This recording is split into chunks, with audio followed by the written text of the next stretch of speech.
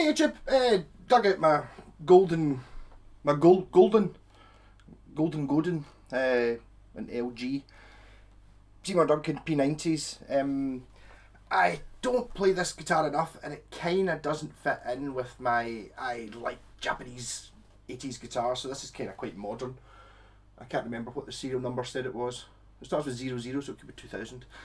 Don't know. I do remember looking it up, and it was a really early one. It was like one of the first couple of hundred of these made. It's got like a wooden neck, which is it's not a very good description of it. I'll do a video. I was going to sell it, to be honest. My thinking was, since I got the Squire, this has got like well, they are humbuckers because it's two single coils stuck together. But if you're running it in single coil mode, it sounds very much like a Fender Duosonic. So this is my sort of two single coil guitar, and I really like that. So that kind of shunted my two single coil guitar being this area, which I really like as well. It kind of made it a little bit redundant because I've got two guitars that do exactly the same thing. I know that sounds silly because I've got thousands of guitars that I've got two humbuckers, but so what I was thinking about this was I did a G&L, upgraded the pickups in a G&L Telecaster a few months ago, and the guy, I managed to acquire the pickups that were originally in it, so it's got G&L pickups. I was thinking of putting them in that, so that could be my P90 guitar, because one of the reasons I was keeping this is because it's my P90 guitar. And then I thought I'll just sell this, and then I can do that, and then that keeps the Japanese thing going. I've got my P90s. I get, but I stuck this on the wall last night and I was looking at it, and it really is a very pretty thing. It's kind of odd looking, but it really grows on you, and there's a few things it does which are just really cool. Like, see these slots, they're there for a reason. They're not just for, see if you look at how close the fretboard is, or the fingerboard is to the top of the body. It's like the strings are really close to the body, which makes it, I think it's always a slightly wobbly jack on it. I should probably change that. So it feels really tight in. You know, when you're strumming, you can't get your finger in below the strings there, and so the bridge is recessed into the body, and these slots are so that you can, for the strings to travel through, because they're so close to the top of the body. Interesting. So I'm just gonna have a wee jam on it and decide that before I sell it I will be changing that jack socket. So bridge pickup, Seymour Duncan P90s.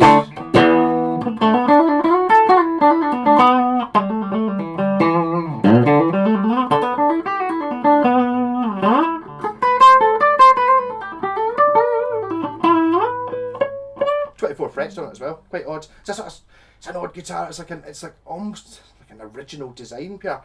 How can it not be like a Les Paul or a Strat That input jack is really doing my head in. It's just getting ripped out. I bought a big box of input jacks. Neck pickup.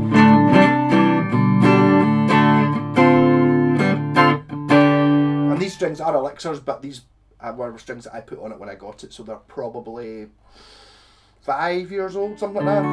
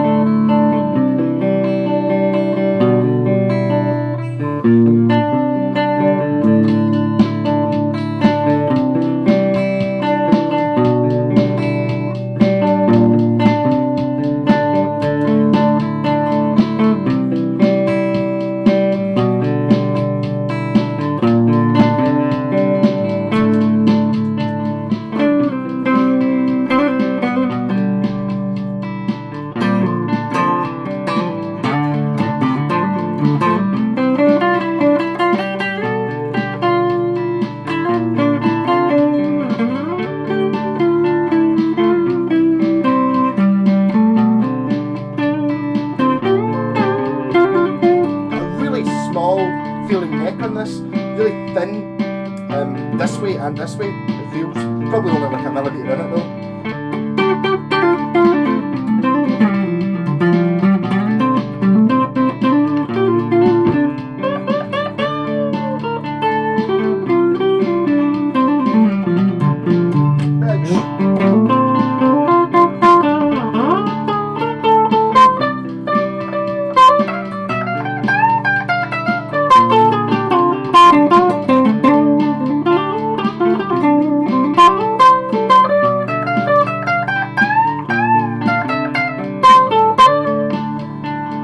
Frets are really corroded because I won't have, before I did, I had a fret rubber thing, so both pickups.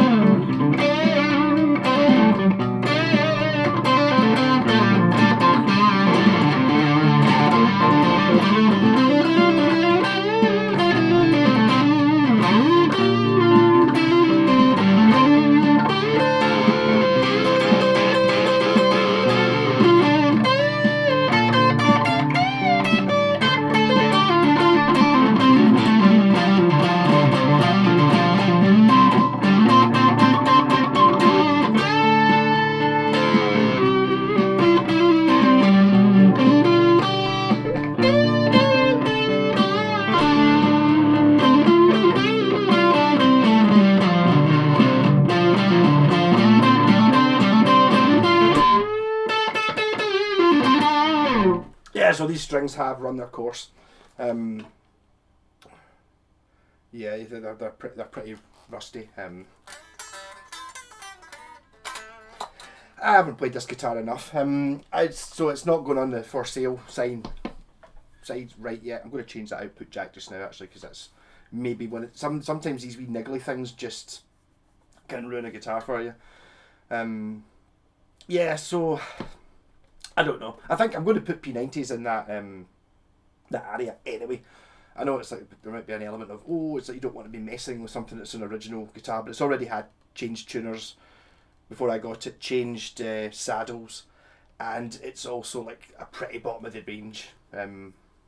I think you don't tend to get that many P90 guitars in my early 80s Japanese guitar fetish, I suppose you'd call it. Just the P90s don't seem to be a big thing. You do okay. I've seen my pal Wayne's got like a Grant Les Paul that's Japanese and it's got them in it, but there's really not that many. So it makes it a little bit different. But this, I like. It's a nice guitar. I've got a funny feeling I did a very similar thing to this about a year ago and about 2 years ago, where I thought, right, the golden godin never gets played, but the thing is, you look at it and there's an awful lot of things I really like about it. It's a wee bit different, which I think is probably its main thing. I mean, I know a lot of people probably won't like it because it's a wee bit different. Godin are a funny one. So this was it does not. I had one before that actually said on the back made in Canada and assembled in the USA. I think this is as well. It doesn't say on it though. I think to get around tax bracket laws, they basically built the guitar in Canada, and then because they imported parts, so you're not exporting a full guitar to America, and then America put in the Seymour Duncans, put the tuners on and stuff like that, and then so it becomes partially made in America to get round some sort of tax loophole type thing. So you're not importing guitars, you're importing guitar parts. But Godin are a fantastic, interesting company. Always, never top of the line, never very high profile is the word I'm looking for. But always interesting, kind of sort of serious. I can see serious guitar players playing this. People who like jazz and stuff like that. I don't know how that makes them serious. So I don't know when this video will be going up. I did one earlier on my pal Ivor's guitar, so I'll probably just leave this until one day when I can't be bothered doing a video and I can't think of anything to do. And I will have to put strings on this. Strings and replace that bloody output jack. It's just annoying. Rock on!